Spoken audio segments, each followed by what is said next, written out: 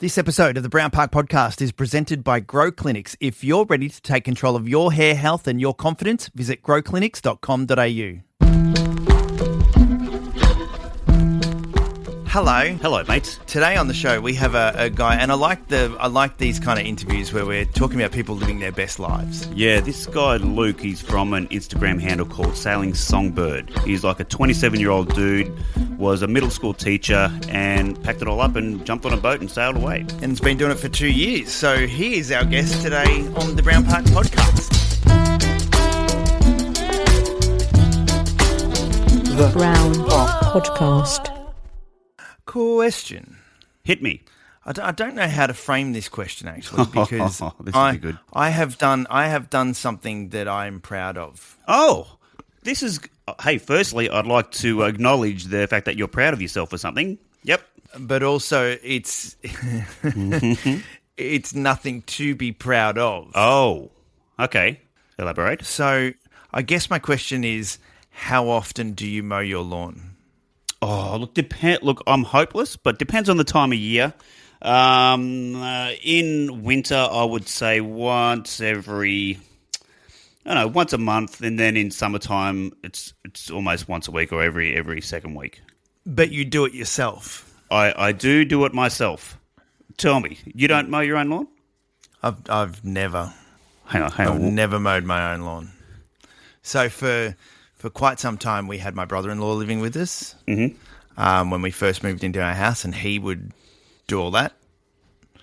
And then after that, we hired someone to come and do it, like a lawnmower man that came around and did it. And then I got given a lawnmower. What, recently? Yeah. Okay. And I thought, you know what? It's time.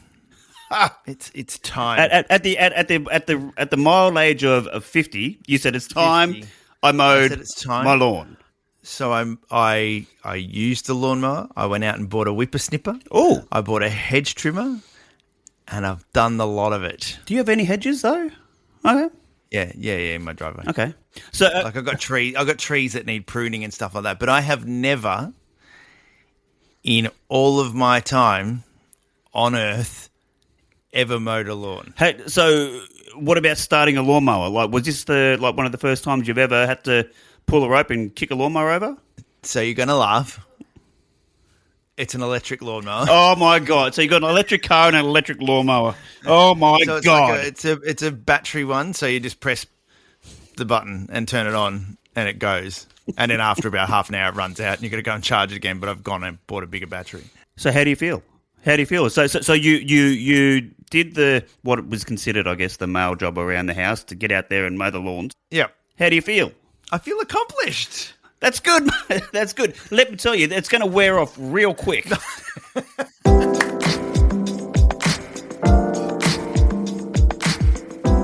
Luke from Sailing Songbird. Hello, how are you, mate? G'day, mate. It's a great day. Beautiful day out here in Vanuatu. Your story is phenomenal. You were a school teacher who just decided, fuck it, I'm going to get on a boat and go and sail around the world. Pretty much, yeah. I was teaching. I graduated I graduated college in 2020, which is a terrible year to graduate college. Oh, yeah. Especially like with a music degree, you know. And, in the arts, because the arts didn't suffer at that time at all, did it? Yeah, exactly. And so then like beginning teaching and teaching music when like everyone is masked up, and I mean we weren't even like able to have concerts. Kids couldn't even be in classrooms. I mean we all remember what it was like, but teaching was terrible during that time. And so it was after like a year or two of being in a windowless classroom, like not really enjoying my 20s, you know, like my early 20s.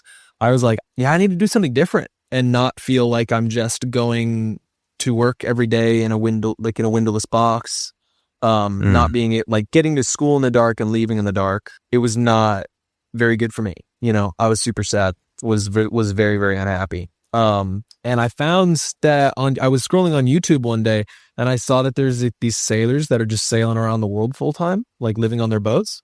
And I had never been sailing before. I'd never really been in the water before. But I was like, that looks awesome. was super intrigued. And I think like the really, it brought a lot of like intellectual stimulation of all of this problem solving. Like, because to be a sailor, you have to be a diesel mechanic, a gasoline mechanic, an electrician, a plumber, a sailor, navigator. I mean, all these different things. Because there's always something going wrong on a boat, isn't there? It's never always smooth sailing and such. No, always. Yeah, I mean, I was like tinkering with like a piece of electronic equipment that broke this morning. My AIS, like the external GPS stopped working, and so I'm trying to get an NMEA 0183 cable to send GPS from my chart plotter to the AIS so that then I can use my AIS thing again. Yeah, we know what you're talking about there. That's good. Yeah, sweet. Yeah. It's like you get really deep into the weeds of all of this stuff. You may as well have said that in French. We've had no idea. Dude, some of it's French to me, but I mean, every day is like tackling different types of problems, and I might just be like hanging out on my boat, living the life on the outside, but I mean, it's like hard work to keep everything running smoothly. Which is like, it's a very fulfilling way to live is all I'll say about it. Yeah. Well, so what made you actually then pull up stumps, find a boat and go? Like, was there a moment you went, fuck it, I'm doing it? Yeah, there was like this really distinct moment. I was sitting on the beach with my ex-wife and we were like chatting, and she was like, you've been so unhappy for years. Like, what do you need to be happy? And I like break down in tears, and I'm like, I just have this feeling like I need to sail around the world. Like, this is because I'd been watching sailing YouTube for like a year at that point. And I was like, I've got to do it. I got to do it. And then that next week, like that night, I started looking for boats. And then that next week I went to look at a boat that was for sale, and I bought it on the spot. And that was Songbird. And so I was like a week into deciding to sail around the world. Like, I had a boat.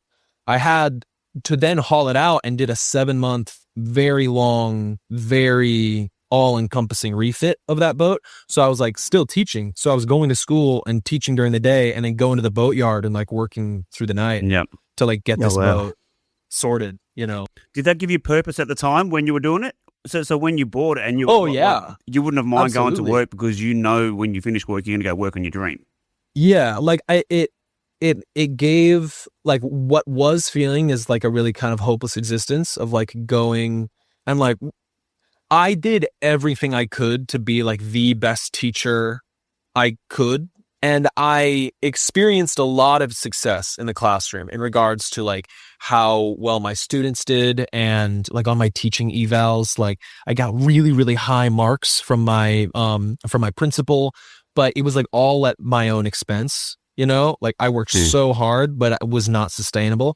And so knowing that I had this dream to go and sail around the world, and I could every night I was making marked progress towards that dream and taking it like another step every day.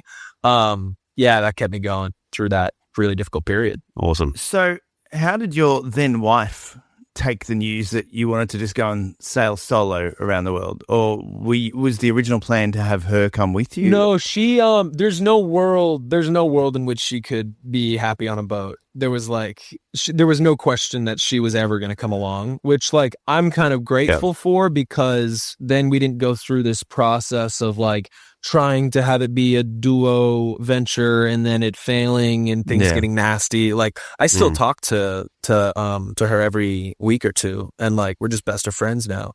The romance kind of just evolved into a friendship, and we never really had a big fight. There was no drama. It was just like, I was so desperately unhappy, and she knew that like, I mean, like my happiness, her happiness is like kind of the most important thing at the end of the day. And it was like, we just kind of grew apart as I followed this dream, and as she continued living her life in Seattle. So how long into the journey are you now? In 2 days, it is my 2-year anniversary of the day that I left. Yeah, the day that I left the dock in Seattle for the last time. October 7th, 2023 was when I sailed away from the marina that I was like based in Seattle. And every single night was in a new anchorage getting closer to Mexico every day. So October 7th is like the definitive day that it all began. So you'd never sailed or done anything like it before. How did you learn to sail? Because it looks pretty complex. It's way easier than it looks, I think. Yeah, right, okay. I mean, Yeah. I have a very small boat. My boat is 27 feet. Yeah. It's a really small boat. I've met maybe one or two other 27-foot boats of like people that are sailing around the world. Everyone else is in 30-foot boats, 40, 50-foot boats. I mean, huge, huge vessels. Having a smaller boat, way easier to do everything on a small boat. Yeah. But I mainly just learned off of like Google. Like I Googled it a lot. Like I Googled everything I could. Hanging around marinas and boat yards, like you end up picking up a lot of mentors. And so like never could have gotten even a little ways without all the mentors that I was able to pick up around the yard. Just like teaching me how to do everything. I should add that when I was still teaching, I was substitute teaching. And so I ended up taking 2 months off of work because I had been like teaching for a year and it'd been like the most amount of money that I'd ever seen in my life. And so you know how it is, like when you go from like university to a real job where you're getting like a real adult wage and you're like, oh, this is crazy. And so I took 2 months off and just went and hitchhiked around Mexico on sailboats. And so from those 2 months, that was kind of like the practical experience I needed. And then when I got back from hitchhiking around on boats during those 2 months, then I bought my boat. And How do you hitchhike on a boat? Well, so you meet somebody at first over Facebook. There's loads of skippers looking for crew on Facebook. And then like I would join this first boat and then we would like sail to a new anchorage, like a day or two sail away. And then I just hop on the paddleboard and introduce myself to all of the other boats in the anchorage and ask if anyone had an extra bunk and where everyone was going. And then I would just like pick the cool, like everyone always had an extra bunk and everyone was always like friendly and willing to have a new like person on board. And so then I would like, pick the coolest boat that I thought would have me and then would be with them for a week and then do the same thing all over again. So in those 2 months, I sailed on 5 different boats. I didn't know that sort of thing existed. There you go. I didn't know it existed either till I was just scrolling on YouTube one day. The bond between sailors is like closer than any other relationships I've ever experienced. When I was in Seattle, I was living in an apartment building with like 6 other units. And I didn't even speak to those people that I'd been living in the same building with for a year. And like out here, I'm meeting people every day. Like some new sailboat comes into the anchorage. Right now, there's maybe, I don't know, eight or 10 boats. And I've like spoken with all of them because the culture, when someone comes in, you just like go over in the dinghy and you're like, hey, like, how's it going? Like, welcome to the bay. You need anything? Like, everything good? And you just, go over for dinner or drinks or whatever. I mean, the boat that I'm hanging out on right now, we met in Tonga, and he was one of the people who rescued me from a Mayday situation because I almost died coming into Tonga, and now we're like lifelong buddies. Okay. Tell us about the Mayday situation, and was it your first real one? Oh, yeah. That was the first time. I've only ever had to call Mayday once, and it was the last couple hours of my 2-week sail from Tahiti to Tonga. I was coming into Tonga and then experienced a crash jibe, which for the non-sailors out there, it's like when the boom of the boat, which is the horizontal big aluminum pole that the foot of the mainsail is sat into, that came swinging across the boat and hit me straight in the face, and that swings at like hypersonic speeds. I mean, really, really fast. Jesus. So smashed me right in the cheek. I got knocked out. When I woke up, I was like draped over the lifelines. Like really almost fell overboard and drowned.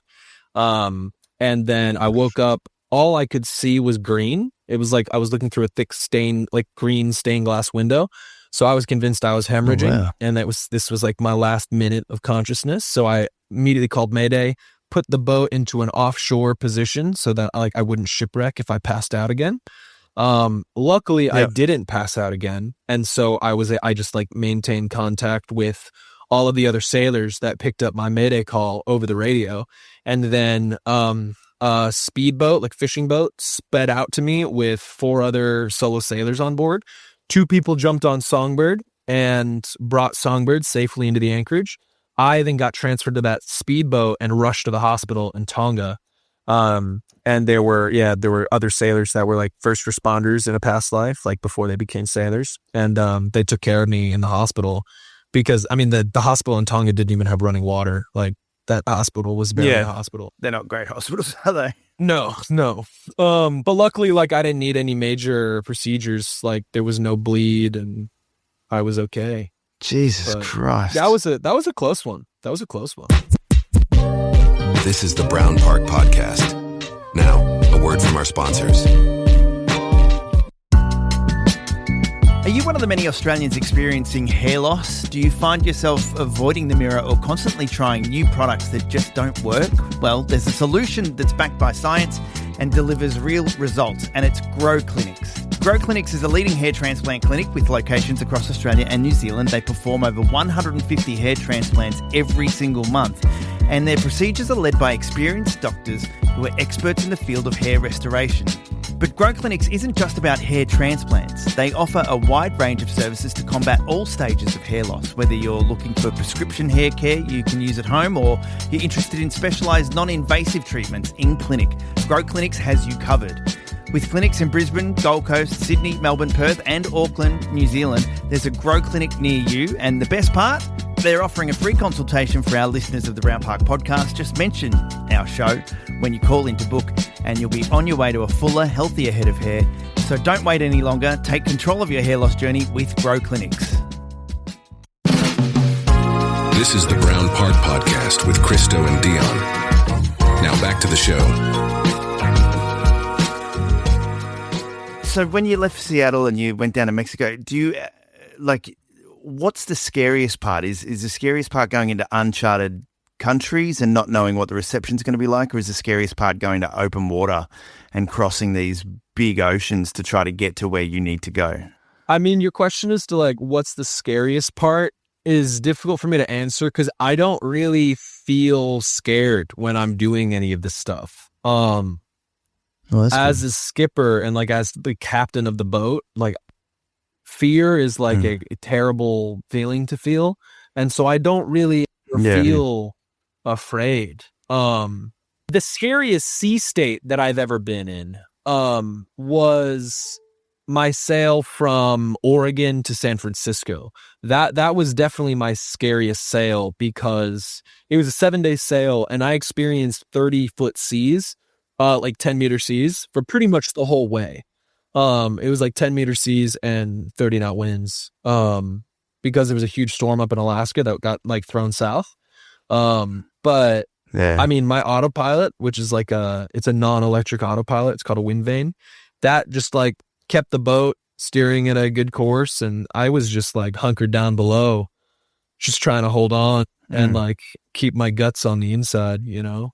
I was going to say, seasickness is a thing with what you're doing because... Yeah, I've never vomited from seasickness on my boat, which I'm like a little bit too proud of. You should be, man. I went on a whale watching cruise and vomited my ass out. It was just awful. And so, yeah, it's definitely like pretty common that I'll like feel a little squishy. I say like where my stomach doesn't feel that good, or anything like that. But you just get used to it. Like after a certain amount of time, the body just adjusts, you know? And I'll typically go sailing. I'll leave for a big passage in the late evening so that I can just like get offshore and then go right to bed because the brain continues to adjust to the seasickness even when you're sleeping. And so I'll I'll like wake up like 8 hours into my sail, but it's only like I've only been awake for like a half hour of it. So I can get like a big chunk of the adjusting to the motion of the ocean. I can get it out of the way pretty quickly. And do you get, I mean, there's a thing called land legs too or something, isn't there? So you got the boat, like you get sea legs. A bit sketchy with sea legs when you get onto land? Oh yeah, I call it sand sick. Like there's seasick and there's sand sick. Like after a long passage, because my longest passage was 7 weeks. It was a 49-day passage. Oh, shit. And that was from where to where? That was Mexico to the Marquesas, which is a archipelago in French Polynesia. Yep. And the reason that took so long was because I didn't have an engine. My inboard like boat's engine broke in Mexico, like a couple days before I was supposed to cross the Pacific, and I just decided to go anyways without the engine. So I didn't have an engine from Mexico to New Zealand, and I just did wind only, which put me into a couple of sketchy situations, but like I made it. Yeah. And then in Yeah, New you- Zealand, I hauled out and like was able to do, I gained like a social media following from that experience and was able to do a GoFundMe in order to raise money to buy a new engine because I would have run out of money. Like I left Seattle with 10 grand US. That was like the fortune I had left over from teaching. And that ran out a couple months into Mexico because I had a bunch of like other engine problems that I had to sink a bunch of money into. Like, so I've been like 100% crowdfunded. I was going to say, what was the plan then when you initially set off? You knew you had 10 grand. Was there a goal in your mind on how you're going to earn money to keep it going? Really, my own, I didn't have Starlink on board, so I had no access to internet. I was just kind of doing my own thing. My whole goal was to try to make that money last for as long as possible. I supplemented my income, or I supplemented my costs quite a bit by going to food banks down like the west coast of the US. Like as I sailed down the west coast, I was choosing anchorages specifically to their proximity to food banks so that I could like stop in and get some food for free. Then when I got to Mexico, I was able to switch to spearfishing. So then I was just spearfishing for most of my meals. And also what really like helped me go for so long was what I was saying earlier about how tight the community of sailors are and how helpful and how friendly everyone is. I would go over to other people's boats for dinner and then like tell them my story, and like when they realized like I didn't have much at all and they're sitting on like $1 million catamaran, I could typically come away from dinner with like an extra bag of rice. Oh, that's that cool. would like keep me going for a week, you know, because sailors are like super, super friendly. And yeah, when they would see someone that like just didn't have a lot, they would be super, super gracious to me.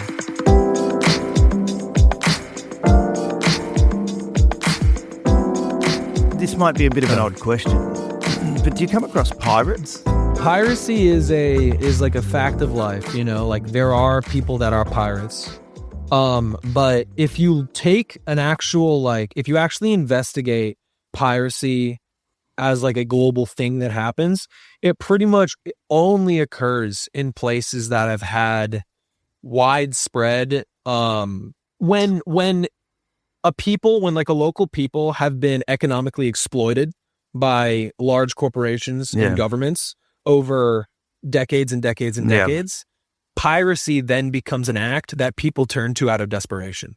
No one is going to sea to be a pirate because they are not desperate. And so right now we see piracy really off the coast of Venezuela, really off the coast of Nigeria, and like that's pretty much it. The piracy off of Somalia began because of international and Chinese fishing fleets absolutely taking all of the fish off the coast of Somalia. So then these fishermen, in order to feed their families, turned to piracy. Piracy there has been cleaned up quite a bit from a bunch of UN actions. But in the South Pacific and Mexico, no pirates. There's no pirates. Well, I mean, I guess, and Luke's in a 27-foot sailboat too, so they're probably not going to go for him either, are they? I mean, my largest worry and the thing that's most dangerous for me is the fact that I hold an American passport. Like, if I get kidnapped, then they could do a ransom situation. But like, no one's coming to like take my rudder or something, you know. And so I have to worry about getting kidnapped, particularly as I get to more economically exploited parts of the world. But their piracy doesn't really exist in the South Pacific where I'm at. It's a huge business, like kidnapping and capture and release. Like, it's a huge business that if you've had your homeland, like if your village has been economically exploited by the West for decades and decades and centuries, turning to piracy to like capture a couple Westerners is a pretty logical line of reasoning. So I'm pretty empathetic towards pirates. I don't think that they're out there to like get as much booty as they can and like live a pirate's life. They're not going out there for treasure, are they? No, they have families that they need to feed, and capturing Westerners to get back at this like centuries of Western exploitation is like the way to do that. Are you protected on board just in case of something like that? Having weapons on board, it's really hard to sail into new countries with weapons on board. No, true. Yeah, it would be, wouldn't it? It's impossible, essentially. And like I could then hide weapons on board and hope that authorities don't catch them or see them. But then if they do find it, then like they impound my boat and I lose my home. So it's not worth it. It's not really worth it. I would way rather like if pirates run up on me, then I'll just like strip naked and go and sing opera at them. And hopefully they think that I'm like so crazy that I'm not worth the trouble. Or I keep like a wad of American dollars. I keep a wad of American dollars on board. And so maybe I just like wave around the US dollars and just pass that off to them. And they don't even board me. They just take the money and go. Well, then tell me too, I want to know. So you're doing these long passages, you're on your own a bit. Does loneliness come into play? Oh, yeah. Absolutely. Loneliness is absolutely the worst part of this lifestyle. I struggle with loneliness. It's like a daily demon that I'm fighting. And especially me, I'm so extroverted that like when I do make friends and I'm like hanging out with other friends in the Anchorage or locals on shore, I'm like on the top of the world. I feel so happy. And then I'll be hanging out with people all day. I'll get back to my boat and I'll be alone and I'll just immediately get sad. Like my mood swings like crazy in that regard, in regards to if I'm with people or if I'm not with people. Especially on those really long passages, my heart like is able to find some rest when I have sails up and I'm moving, because I don't know, if you're like, there's a distraction. And also like if you're sad and depressed at home and you go to sleep and then you wake up, you're like in the exact same place that you were. And then you do that every day for weeks, and then you kind of spiral down. But the beautiful thing about a sailboat is that like when you're at sea, you might like go to sleep, but then you wake up and you're like 50 miles forward. And so even when sleeping, even just sitting and not doing anything for an hour, there's always like forward progress. And I'm like, I don't know if I'm just ambitious but like that forward progress helps my heart rest quite a bit. Yeah, no, I bet. Because you'd be in your own head a lot on those passages, wouldn't you? Yeah, and it'd be hard to manage, I guess, at times where your brain takes you. Yeah, during those 7 weeks at sea, I lost my Starlink overboard. I lost internet access on like the second week. And so then it was like over a month. And then my sat phone stopped working. So it was like over a month that I didn't even get a single message out to anyone, and I didn't receive it. Yeah, there was no communication with the outside world for over a month. Does family freak out when you go MIA or they can't contact you? I've always told my family no news is good news, because if I ever get into an emergency, I have a PLB EPIRB on board, which is like a little device like that big, and I can pull that, and then that sends a come get me signal to every maritime authority on Earth. And then that they'll get an email saying that my EPIRB has gone off. So I've just told my family, like, check your email, and as long as there's nothing there, I'm A-okay. This is the Brown Park Podcast. But it's absolutely necessary. Hey team, let's talk hair for a second. If you're starting to notice a little less hair up top, don't stress, you're not alone. There is something you can do about it. Grow Clinics are the absolute experts when it comes to hair restoration. There's no gimmicks, no miracle sprays, just real medical solutions that work. They're all about natural results, tailored plans, and getting your confidence back without the dodgy hairlines or the old school stigma. Thousands of guys are seeing serious regrowth with Grow. And the best part, you can book a free consultation to see what's possible for you. So if your hair's thinning, don't wait. Head to growclinics.com.au, that's groclinics.com.au, and tell them Brown Park sent you. This is the Brown Park Podcast. Real fellas. Now, I have to ask one particular question. Bro. It's a juvenile question, so just bear with me on this one. I know where he's going with this already. I can see it a mile away, but go on. When you're out there, you need to go to the bathroom. Do you have a bathroom? you have a bathroom on board? I knew it. Right? I have a bathroom. I have a toilet on board. It lives in my V-berth, and it's about 8 inches from where I put my head down to sleep at night. And so I rarely use it. Like I will never like go number one in there because I just keep a empty can of beans, like a metal tin in the cockpit, and I just like go in that and then throw that overboard. What I will primarily do is just lean off the back of the boat. I have like a wind vane, like a metal structure, and so I can just like sit on that and then lean off and then go that way. Zero smells, zero mess. Literally the simplest way to do and like simplest way to do that. I'll only use the head if I'm like in a marina and I can't like be a wild man hanging off the side of my boat. Imagine that. Exactly. In the marina, just hanging off the back. Yeah. But it's like a pain all the time. Like if it gets clogged or because like the sludge can build up, then like I have to take it apart, and then I have like literal crap running through my boat. Yeah.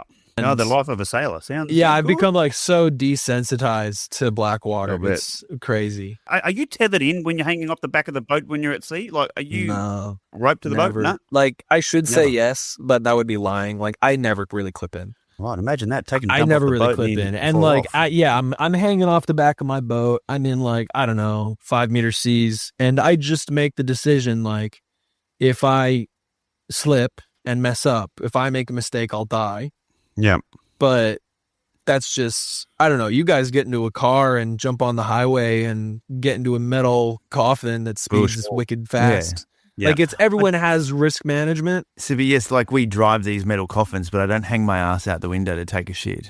Well, you make a point. But like, yes. Yeah. But I mean, I live on my boat. I mean, that boat's been home for me for 2 years. And like the way how you could like walk from your bedroom to the bathroom in the middle of the night with no lights on. Yeah. Same kind of deal. I know exactly where to put my feet. I know exactly where to grab on the boat. Yeah. I've inspected personally every single bolt and screw on that boat and know the rate of corrosion that every single piece of either 304 stainless steel or 316 stainless steel is undergoing. Like, I know that boat better than really anything in my life. So yeah, don't worry about me when I'm gonna go and cross an ocean. Sailing at this point and like doing a long voyage is like piece of piss for me. You're like a sure-footed gazelle. Exactly. On the water. So let's go back to childhood, Luke. Did you always have this adventurous spirit? Like, was it always a part of you? Yeah, I think so. I think I always had that, like, the adventure when I was like a kid. Like, I don't know, I would go on like a hike with the family and stuff, and I was always like choosing the most difficult route. Like, if there was like the nice, like, finally walked path here, I would like look over to my side and see like a bunch of boulders and like a riverbed going up and like be climbing all over rocks and stuff. And like, I always kind of chose paths off the like beaten track just because they were more fun, frankly. I think the main indicator was that like my whole life I've just had like a laser focus on whatever goal I set for myself. And has it changed how you view what success looks like? Because we all there's so many people in the Western world that have the 9 to 5. Their view of success is getting a bigger job, earning more money. Has that changed? Has doing what you're doing now changed how you view all of that?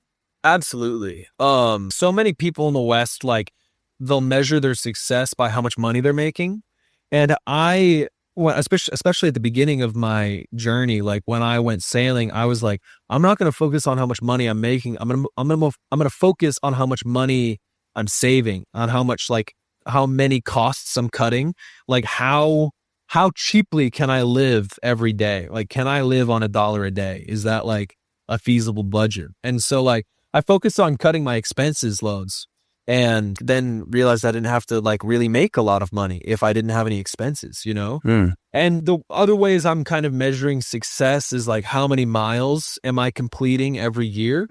I have this goal to not overseason anywhere. The kind of earth and the way that the seasons move creates kind of a rigid seasonal movement pattern that sailors undergo. Like right now we have cyclone season starting here next month. Yeah. And so I either need to get to New Zealand, which I just did that last season, so I'm not going to do that again. I need to get to Australia, which, no offense, guys, I'm not like super enthralled with Australia just because I'm trying to get away from developed nations. I'm trying to spend the most amount of time. No offense taken. Yep. Yeah. I'm insulted. I'm leaving. Or I could sail to Micronesia, which is a super long sail north, and that's out of the cyclone zone. And so that is like that's the path that I find before me now. It'll be like 2 or 3 weeks at sea, and sailing has become, these long voyages have become so kind of routine to me that I've decided to challenge myself, and I'm going to be doing that sail without GPS. I'm going to be doing it all with celestial navigation. Oh, wow. Because that was going to be a question. If your GPS breaks down or whatever, because my daughter even asked the other day, how did these sailors find their way at sea? And I said, well, back in the old days, they just used to use the stars and that to find their way. And so I've become really, really interested in traditional sailing and traditional sailing techniques. The farther back you go and the like more traditional you get, my whole like kind of life goal is to show people that you don't need all of this expensive gear to go voyaging. You can do it if you're smart and like, if you're smart about it, you can go voyaging with very, very basic, simple technology. I mean, I can guarantee my boat costs less than your guys' cars. I bought my boat for, like boats are not expensive. And so how much was yours? I bought my boat for $15,000 US, which like a new car. I go on TikTok live pretty often and I ask people how much their cars are, and people are saying like 40 grand, 50 grand, 80 grand for a nice truck. Like there's this understanding that sailing is this rich person's activity and sailing is this luxury hobby, and like very, very expensive hobby, very cheap way to live if you're like living on your boat on anchor, because I don't have to pay rent, you know? I want to kind of open people's eyes to the fact that you can live on a boat very, very cheaply, and this kind of lifestyle is actually quite monetarily accessible. So, I mean, can you live on it? I mean, you were saying, you know, you want to know how little you could live on per day. How much would you say per day it costs you to live now? It really depends, because now, like, I am making more money than I need from social media and stuff, and so my Patreon and stuff. So my living has like kind of reflected that a little bit, but really like all I would need is it's so hard because everyone's so different and every boat is so different. Because I just dropped like $10,000 on a new engine, but I never would have gotten a new engine if it wasn't 100% funded by the internet. Yeah. So I mean, all you'd really need is the food that you're not able to forage and catch yourself. Yeah. As long as you like do the big investment into the boats and everything that you need to like get it fixed up, then I mean, just a couple dollars is all you'd really need.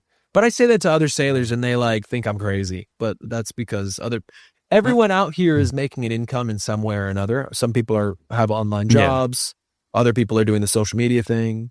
Everyone, is a little different. But I guess, But I guess you it's called lifestyle inflation, right? Like whatever you earn or you comes in, you learn to live with, because you have to ultimately absolutely. at the end of the day, don't you? Like if you're only earning $5 a day, you'd have to live on $5 a day. Because what's the alternative? Yeah, and I can guarantee that like living that way, like just catching and trying to live on like the very bare minimum, for me is such a more fulfilling life than like going to a job and like trying to make a bunch of money and like running that game. Like there's so many folks in America, especially, that are like making huge amounts of wealth and are just so unhappy despite that.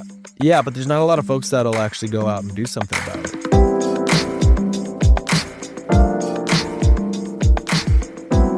I have two very quick questions for you. One, how long does this journey continue? This journey, I hope, will continue forever. My goal is to do 5 to 7 year circumnavigations. Like, I want to go around the whole world every 5 to 7 years. I think after this first circumnavigation, my next kind of long-term project will be to circumnavigate the Americas. So to take my boat through the Northwest Passage, through the Arctic Circle over top of Canada, and then round Cape Horn, south of Argentina. The Guinness Book of World Records, like the smallest boat to traverse the Northwest Passage, is a 27-foot boat. And so if I can do it in my 27-foot boat, I'll like feel pretty good about that. Yeah. Yeah, I hope I keep doing this forever. I don't have any reason to go back to shore. I don't really have any reason to go back to land. And my other question was, how far have you traveled? Have you kept track of the distance? Oh yeah, so sailors, like, we have a lot of traditional tattoos, and these are swallows. And we take a swallow for every 5,000 miles sailed. So right now I think I'm at like 12,000 miles over the course of these past 2 years.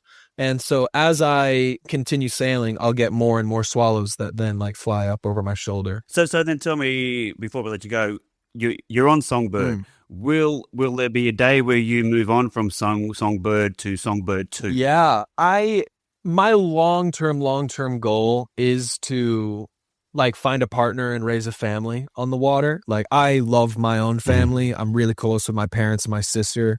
It would be it would be really fulfilling for me to be able to raise a family on the water. Especially since I'm an educator, you know, I could do the homeschool thing like really easily. And so eventually I'm sure I will have to get a larger boat. Yeah. But I mean, there's still some like really nice, like my boat was built in 1976. And so to get a nice, like old craft like that, I think would still make me feel really solid about what I'm doing. You know, I'm not going to get some new plastic boat. It'll be something with a soul in it, you know?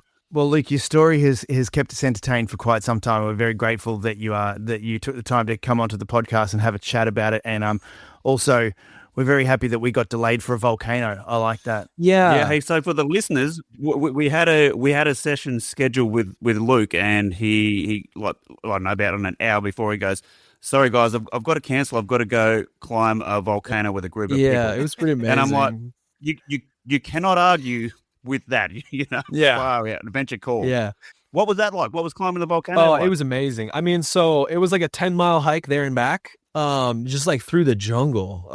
And you're hiking through the jungle, and then all of a sudden you come across the ash plains, is what they call it. And it's just like football fields worth of open ash, like sitting in the ground, you know? Yeah. And then you hike up this volcano, which only takes like 10 minutes or so, to do the hike up after you hike there.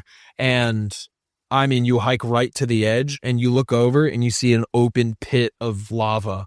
And then there's explosions hurtling rocks into the sky high above your head every minute or two.